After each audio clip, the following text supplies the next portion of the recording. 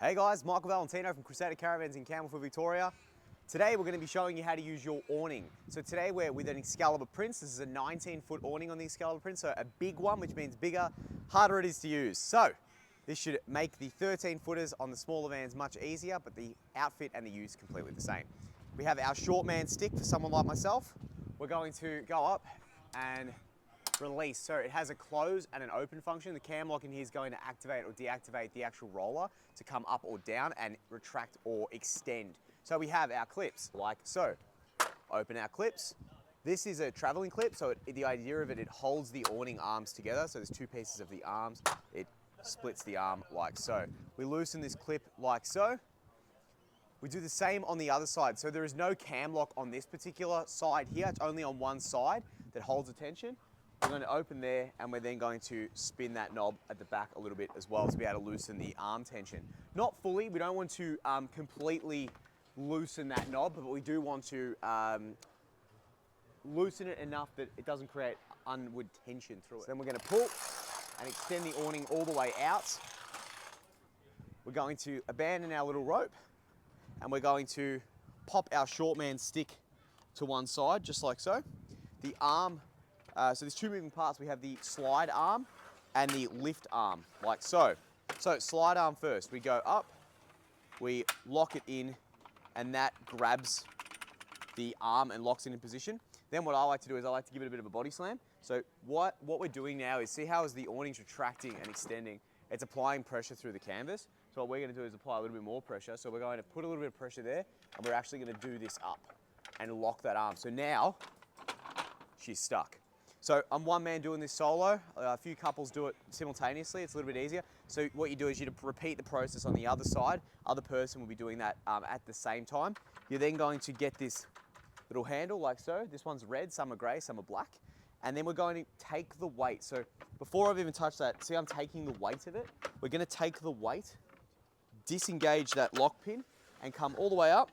Now in some of the awnings, the Domestics, the Globals, some of the Aussie Travelers are marked. There's a little arrow inside of the track just here.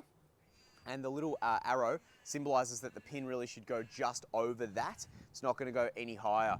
On this as well, you have your model numbers, serial numbers, everything like that. These guys are in Keysborough, so nice and local for all spare parts and accessories. So we'll do the other side as well. Now it's a bit windy here today at the Flemington Showground, so we're going to keep this one nice and short. It's going to go up. We're going to put pressure, tighten up, and we're going to take the weight and then pull this up into full extension position. So that is our awning. So our awning is fully set up. You would then go ahead and install your roof rafters and anti-flap kits from the team at Alpine Annexes, if that's what you are going to do. Strap him down. If it's windy conditions, because we've tightened that arm, it's only really going to move around. But how much wind is it going to take before issues occur?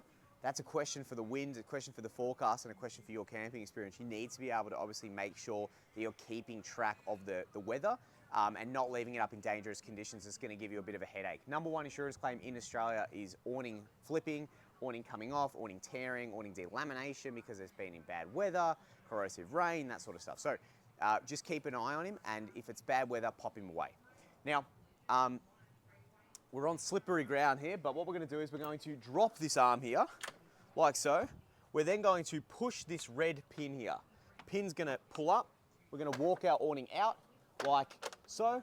Now, you'll notice as well, what's happened is when it's come out at a different angle, you've got a bit of a dip. So if I was a bit taller, I could undo this. The arm would extend out. Once it's extended out, I would tighten it, and then I'd have a standing awning that I can then walk freely through. Yeah, if you're doing this though, you've got to make sure this is strapped down like heck, because otherwise she's going to come, she's going to get grabbed by the wind, and she's going to do a nice 180 right on top of the caravan roof, and your insurance company, RSCV, CIL, are going to absolutely love you for it. Not a pleasant phone call, not a pleasant experience. So that is our awning. You would slide your shade mesh, if you've got it, in this track here, all the way through, and then again, you would peg it out. So what we'll do on this side is we'll drop it one by one. So first and foremost, we're going to lift and come all the way down.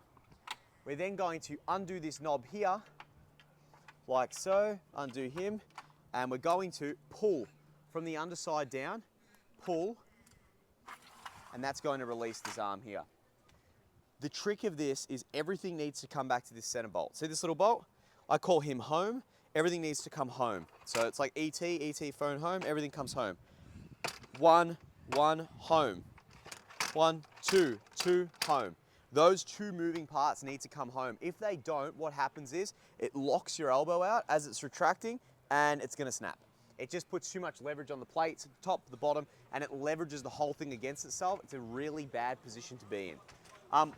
Coming over here, we have the second part of the equation. We're going to drop this down, home, and we're going to get the moving arm home. Whoop, home.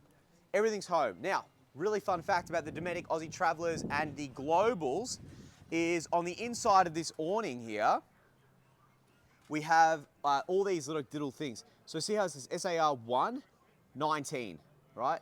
19 means this is a 19-foot awning. Anything over a 16-foot awning by a Crusader will have a center bracket. So 17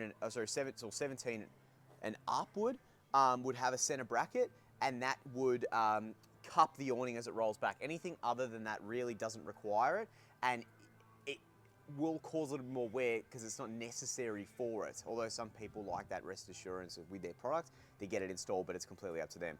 Let's go under. Whoosh. Okay, now, short man stick. Bingo.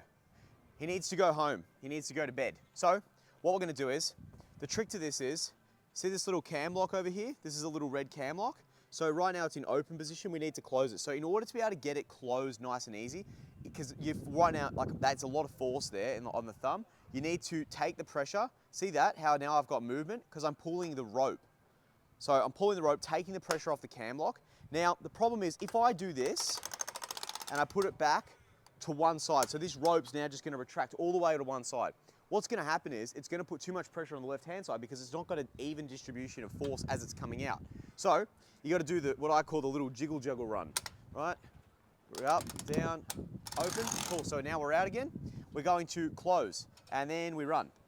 1, right? Get to the center or center line. You don't wanna retract it back to the center cup of the awning. So I got the center cup just here. That's going to be grabbing the awning. So I want to try and avoid that as I'm retracting it. But I also want to make sure, see how I've got this on an angle? It means that as the rope retracts, it's not going to get that one center line all the way through the awning canvas. So like that. As we're putting it back, we're snake tracking it. Now, this is where people get really hurt really quickly, because what they do is they get their little finger and go, grouse, I'm tall enough, I'll do this. Oh, stuck. That's not what we want, right? You use the stick that comes with the van. You do not use your fingers, otherwise you start dislocating things and it gets even more fun because you get a hospital trip. It's very, very good. So, short man stick, I can stay back here and I retract. Right, beauty. See how half the rope's just hanging out? That's so you can hook him a little bit later. You got the center awning bracket cupping the awning, but enough that it has a little bit of flexibility in its movement. It's more so just to stop that really heavy bounce. To make sure you're ready for travel, you get your locking clip on the side, pull it across, lock, tighten up at the front, spin toward the front of the A-frame. Same as over here. A lot of people in the old school caravanning community use Velcro. It's really not necessary because the clip pulls it and keeps it nice and tight to one another. Again, pull to the front, and that, my friends, is everything you need to know about how to use your Dometic, Aussie Traveller, or Global awnings. One size fits all. Check out the next tutorial. We'll see you on the other side. Thanks, guys.